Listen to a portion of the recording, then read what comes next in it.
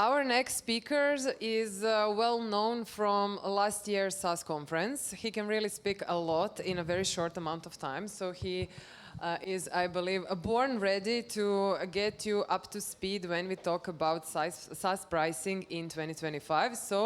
And he's actually the only speaker here whose name or even surname I just cannot pronounce. So please introduce yourself and teach us. So my name is Krzysztof Szyszkiewicz. Hello, everyone. Krzysztof Szyszkiewicz.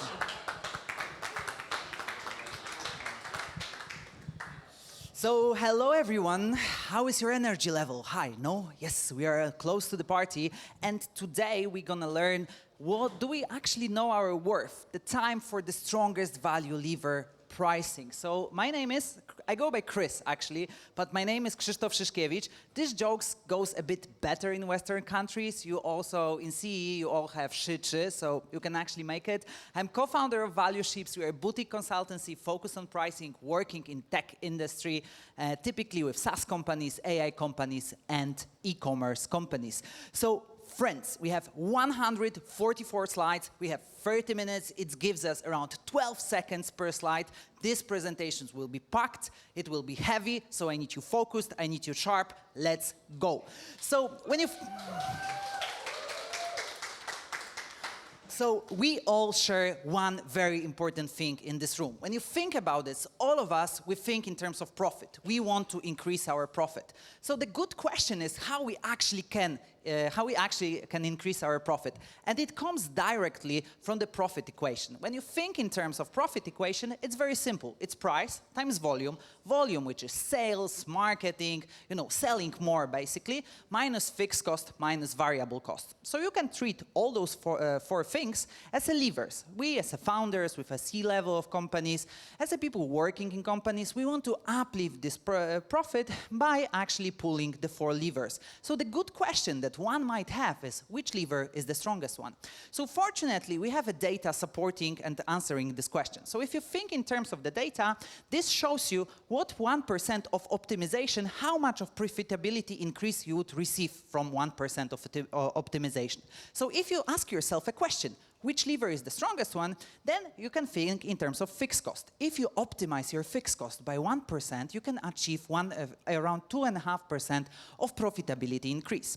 Then you think in terms of unit volume, right? You invest in your ABM campaigns, for example. You invest in your sales team. You invest in your marketing. 1% of optimization actually results in around 3.5% of profitability increase. Then you think in terms of variable costs, right? You decrease a bit of your variable cost. 1% of variable cost decrease results in around 8% of profitability increase. And then we have the king of them all, so the pricing. If you optimize pricing by 1%, rule of 1%, the return on investment in terms of profitability that you can achieve is around 12%. So if there is one lesson from today, is actually choose the right lever. And one can tell that this lever that was a high-level benchmark. But if you zoom in, only into SaaS companies, you again see that monetization is the strongest lever, stronger than acquisition, stronger than retention. So for the first lesson, always choose the right lever, and pricing is the right lever. So the question that we have, or the answer that we're having, is that pricing has the biggest impact on profitability. And then, if it is so strong, how CE market, how our market is actually doing. So in order to answer this question, we actually decided to gather some data, and create the benchmarks out of it. So what we did, we scanned more than 300 CE companies in SaaS, and we scanned their pricing pages. Then we classified these companies into industries. We used G2 classification in order to do that. Then we also try to understand a bit of more AI trends, how they are performing in terms of artificial intelligence. And then we ended up with the biggest SaaS pricing database for CE. You can pick up there the printed copies of the report. So to give you a bit of a perspective, the benchmarks that I will be presenting over the course of my presentation, those are high-level benchmarks, but if you look in the industries that CE is working with, typically we're working the most with collaborative software, then marketing and analytics, blah, blah, blah, stuff like this. So come back to our question. Do we know our worth? Do you think we know our worth? No. The answer is congratulations. No, you won nothing. But no, we don't know our worth. But actually, when you think about this, the situation is not that bad. The situation looks like this. So we are going up, up, up. We understand something, but at the end, pricing-wise, we are not that mature yet. And let me make my point why I think that. First thing, people. How many of you, my friends, actually have a sales or marketing person in the team? Please raise your hand. Okay? Except ourselves, or? No, including yourself. Okay. So more or less, raise your hand, more or less. Everyone. And how many of you dedicate at least half of FTE to pricing? I have 26 people doing pricing. He's my co-founder. It was not slack. Yeah. So when you think about this, remember this picture? Right? So think in terms of where you actually put your resources, which levers are you pulling in your business. And then thinking about this, I don't want to make this sample super small, but if you look at the data and you compare SaaS companies versus automotive or retail, you can see that in retail, in automotive, actually from LinkedIn, those more mature industries has much more pricing professionals. Then, if you zoom into SaaS, actually, and if you look into our region, and you look how many open positions we are having for pricing managers, it is 10 times less than we are having for marketing managers or sales managers. So that's argument number one. Argument number two. Pricing page. So what we have seen in our benchmarks is around 67% of CE companies are actually having a pricing page on their SaaS website. And good job, my friends, because if you compare this to European standards, like whole Europe standards, around only 50% of companies are having a pricing page. So good job on you.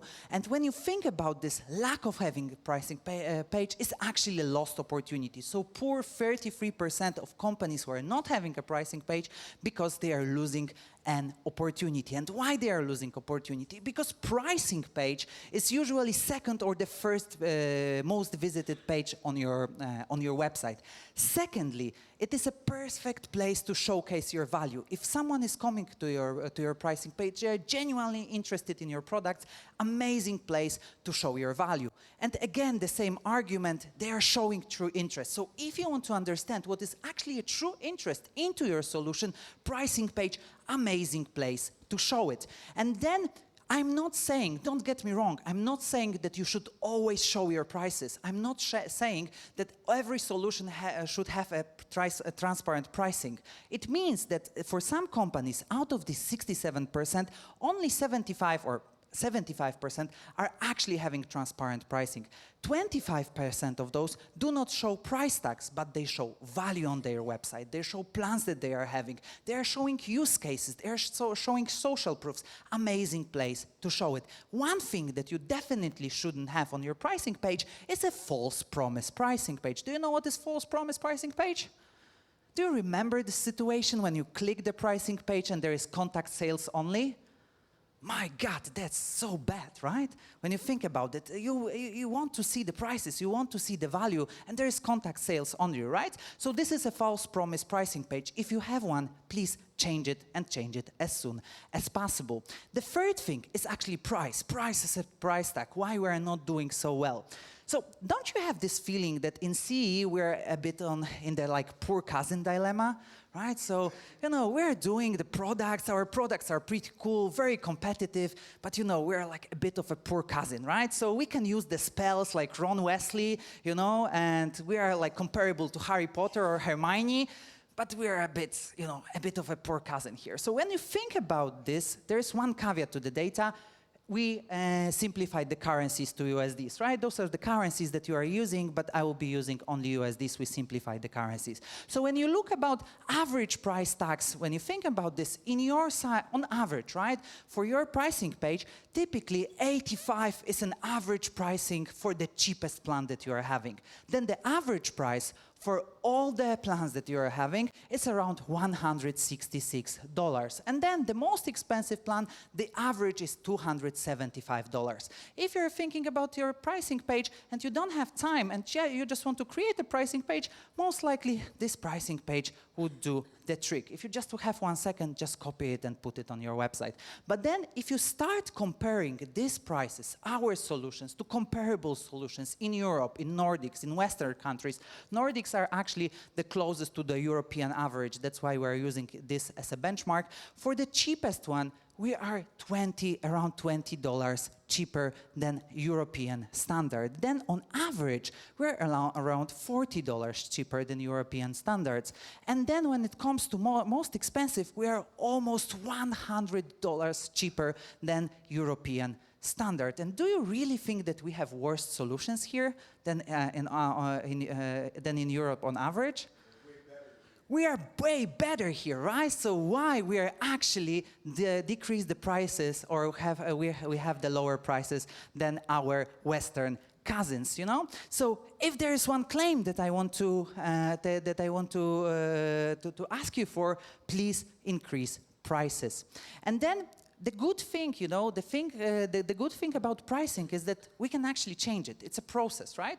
So the rest of my presentation is actually how we can catch up, right? So if we decide or if we agree on the status quo that we're maybe not the worst but not the best, there are a couple of things that we can actually do quite easily in order to catch up with other countries. So first thing is differentiation. So how to differentiate your prices. So when you think about this, when you think about pricing in general, you have different price sensitivity. If you go to the restaurant with your colleague, right?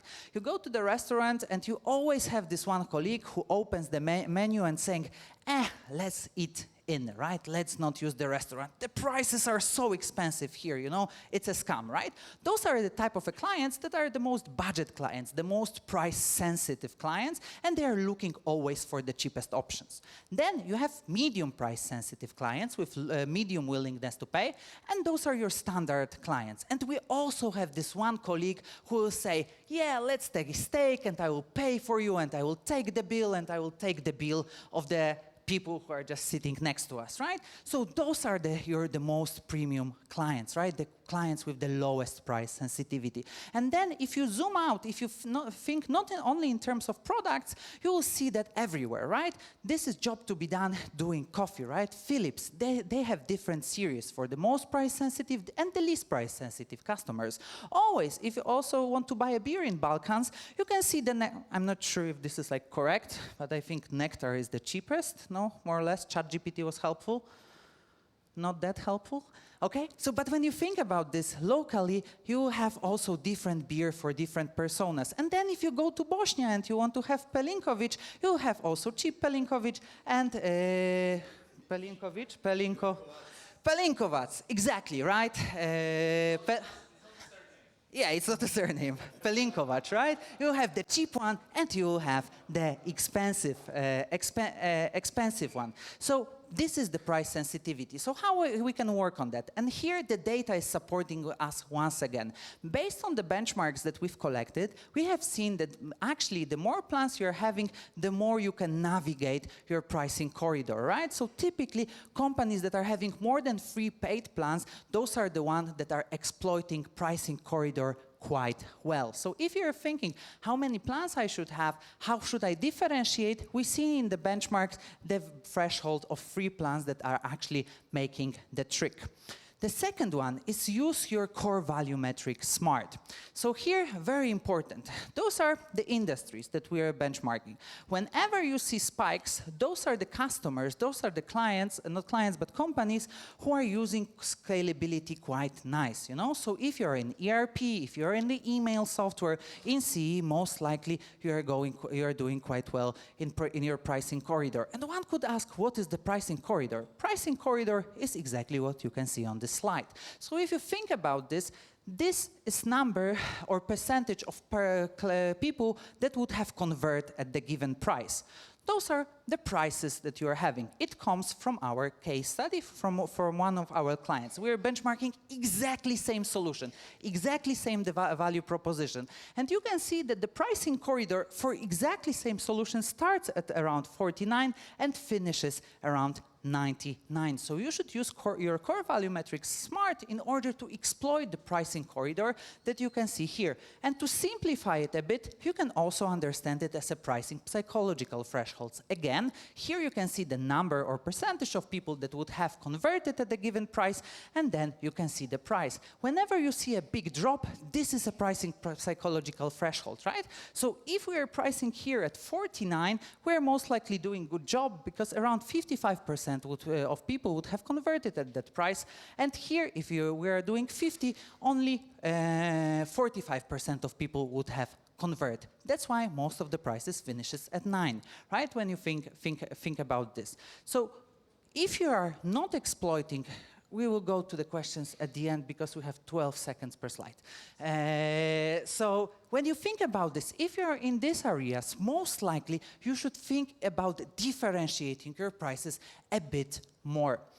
The third thing, and actually, this is data, and one could ask himself or herself why it's worth it. So let me bring you a case study. Brand24 is a social media monitoring business. At that time, they were around 3 million ARR.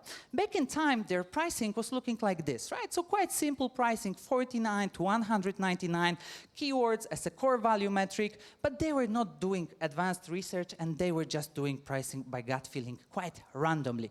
By the research that we provided them with, by exploiting the pricing corridor, by differentiating their pricing plans, by using core value metrics smart, they actually ended up with pricing page that was consisting of 4 plans. And when you compare it, here it was from 49 to 199. Here, the pricing corridor is much wider because it's from 119 to almost 400 euros. So you can say, small optimization, quite easy optimization. What were the results here? The results were around 30% of revenue increase, MRR increase through this change, right? Because they've started to convert clients on the higher ARPU and their conversion increased in general. So it actually makes sense to use pricing as your value lever. Increase prices in time. So with Brand24, it was not just increasing prices overnight. Are you aware? Do you know what is the technical debt? You know, right? So the technical debt, my friends from the product are laughing. So you know what is the technical debt. But technical debt is a type of situation when you're actually not updating your code, you know that your code is not perfectly working well, and at some point it will hit you back, right? But there is also something that is called a pricing debt, and you should be also afraid of a pricing debt. So if you are not increasing your prices in time, if you are not constantly working on your pricing, it will be harder and harder to increase prices to your clients because you're accumulating the pricing debt, you're adding value to your product, and the prices are not followed by the added value. So once again, if this is not convincing, there is a simple also logic behind it. It's much easier to increase prices 3 times by 10% rather than increase prices by 30% just once. Okay, so that was about differentiation. We have 12 more minutes and 100 slides to go.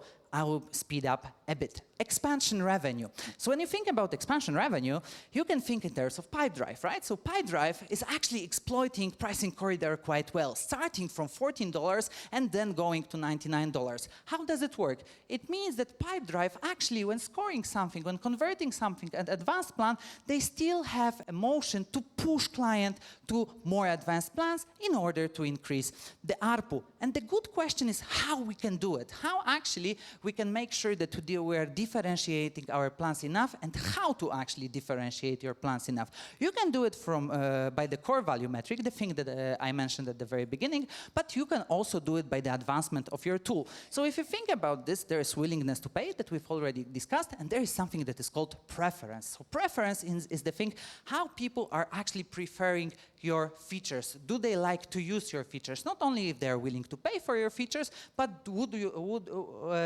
they like to use your features? And when you think about this, those are not two same things. You can have features that people would like to have, but not necessarily they are willing to pay for those features. Do you know what that is?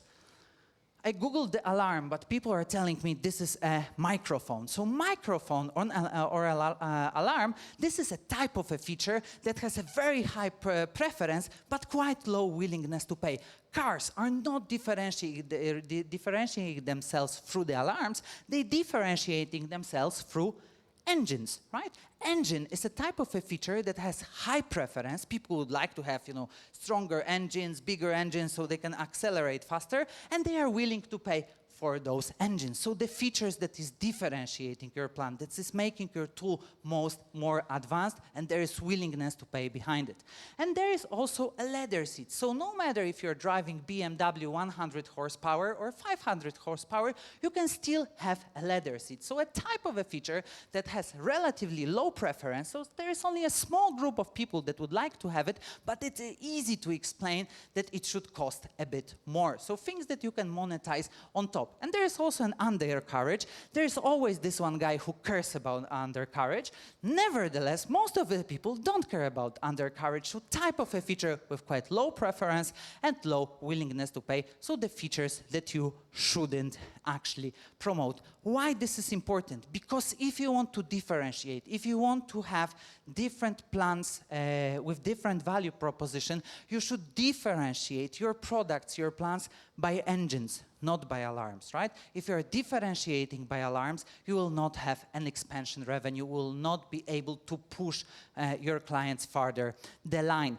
And you can, let me come back also with the case study. So we used to have this case study that our clients had some random features like positioned like this. The blue ones were basic plan, the yellow ones were in the pro plan. So what we did, we launched the willingness to pay versus preference study, and it turns out that most of differentiating features, the features that were actually making the solution more advanced, were in the basic plan, right? Blue, in the basic one. So, and our clients was asking himself, why I don't have expansion revenue? Why I can't convert more people on the higher pricing? And then, when you think about this, Cervicate was a business that is actually doing surveys, by the way, and they had a very similar situation. So back in time, they were only differentiating their solution by the core value metric. So number of survey responses that you are capable of launching or using during a month. After the optimization, what happened, they've started to differentiate not only by the core value metric, which was number of responses at the given time, but also by the advancement of the tool, by the differentiators. It turns out that data export, multilingual survey, survey folders were differentiators for Cervicate. And again, quite simple exercise, quite simple logic to use, resulted in 27% increase in average sales price. So not only working for converting clients at a higher price, but also working for expansion revenue. And the last thing, did you miss me? It's been 23 minutes, and this is only the first time when I'm using the word AI. Congratulations to me. So AI motion, the third thing that you can catch up with. So when you think about this, if you want to learn a bit more about how we are doing pricing with AI, I will only use a couple of minutes to speak about this. There is my co-founder. He's holding a workshops Wednesday at 11 on Maciek, this guy, Jesus Christ of pricing. He will be the DJ at the party. No kidding. But he will hold the workshop on AI pricing. But let me just skim through it at the very beginning. Dirk, thank you very much for this benchmark. So Dirk, head of origination and SaaS group. If you are willing to sell your company, Dirk is your guy. And I also borrowed this data from him. Why we are actually speaking about the AI? Because revenue multiplier is much higher for companies that are actually having AI companies than software companies. And we also took a look or zoom into it for CE region. So again, you see our region, we are quite fast to catch up. We're quite agile with our product development. And then when I'm comparing this data to European-wide data, we're doing much better. So almost 50% of SaaS companies here are already having something with an AI. Sometimes for 67% of those companies, it's just an AI feature, AI solution that they are having. 32% they have full-fledged AI tool. And we have 6 minutes, so I will skim through how to do an AI pricing. So if you think about AI pricing, there is one thing, there is no one thing, but the thing that you are most likely aware of, that in AI you typically price either per output or per success, right? We have this discussion, user is not anymore, we'll charge people by output or we'll charge the people by success. The big question is how we can actually do it, how to actually implement pricing like this. So let's start with pricing of AI. So let's start with an output. With an output, we see for now two models. So we have a passive model and active model. Passive model is a type of an AI pricing, then you just have one core value metric, one use of the solution, you put the price on it, and you just sell per one usage. The other one is active, where you actually give either unlimited or the package of core value metrics, and you put the price on top of it. So passive, you either choose the cost, look at the cost of your AI, and you put the usage margin on top of it, or you charge by percentage of value, right? So you see that the token price is X, you put cost-based pricing, you put margin on top of it, and you know what is the price. Every time people are using this, you are charging them money. So in this model, you will certainly not lose, right? But this kind of a prepayment makes the adoption quite difficult, right? It makes a lot to convince people actually to use your software, and this is not directly tied to the value. Then we have an active model, right? So setting the price for access, right? So ChatGPT type of a model. So this makes this helps with the predictability for end clients, especially if you're working with enterprise level clients, right? They value predictability, so they know how much they will pay on the monthly basis, but it makes your profits unpredictable, right? You don't know if you'll actually achieve profit, because if at your company happens what happened to OpenAI, most likely, or there might be a case that you will be losing money because people will start overusing your product. How to fight with that? When you think about this, predictability of cost is a main problem here. So if you think about this, the first thing that you can do, you can let your users predefine consumption. So you can ask your users, okay, how much you are willing to use our software? Number one. Number two, true them up. So once they've predefined the consumption, on the monthly basis, you can actually see how much they are using your product. And if they're overusing your product, you increase their prices in time. If you are not using your product enough, the decision is yours if you should decrease the price for the access. Does it remind you something? That's how energy costs are working, right? With energy, I'm not sure how is it here, but in most European countries, price for electricity is that you are predefining your usage at the very beginning, and if you are using electricity too much, next year you will pay more, right? So it's very similar also to taxes, how they are working in most of the countries. The third thing is fair trade usage policy, right? So your users predefine the usage, then they were all overusing you, threw them up, but also within this month, there is a chance that they will use your product too much. So what you need is a fair trade policy. And sorry to spoil your word, but unfortunately, unlimited plans that you are aware of, for example, in your telco, are not really unlimited, right? So if you start calling your friend at the beginning of May, and you just put your phone on the call, it will stop at some point. Even if you have unlimited number of minutes in your plan, the same goes with data. So fair trade usage policy is actually limit on the unlimited plan. Then we have price for success, and for this we will not have time today, so Maciej will cover it in his session. In case you are interested in our report, I have actually closing remarks here. So if there are 3 things that we should, in order to catch up, friends, remember, differentiate, think in terms of your expansion revenue, and focus on AI, because this is a real thing. If you want to download our report with all the benchmarks, here you will find the QR code. The printed copies are here, so all the benchmarks that we are using are actually printed there. And if you want to stay in touch, this is me 4 years ago. Now I'm 10 years older because I'm on the founder path. So that's what makes you 4 years in doing your own business. Thank you very much, and we have 1 minute for questions.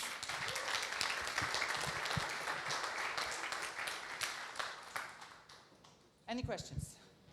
I forgot mine. I'm more like an on-the-spot kind of guy. Any other questions? You have had a very great delivery of 12 seconds per 134 slides. Yeah, I think I missed like 20 slides, which made me like 3 seconds lag at each slide. Okay, but to Quick be math, open and honest, we should be heading and keeping our agenda. Kris is someone who can deliver a lot of data and insights in a very short amount of time. We will soon be having break. So if you agree, would it be okay that you connect with Kris a bit later? No. Super. Yeah, but when I checked his bio, I learned that he has been working in McKinsey, so this is what explains this fast delivery. So yeah, thank you so much.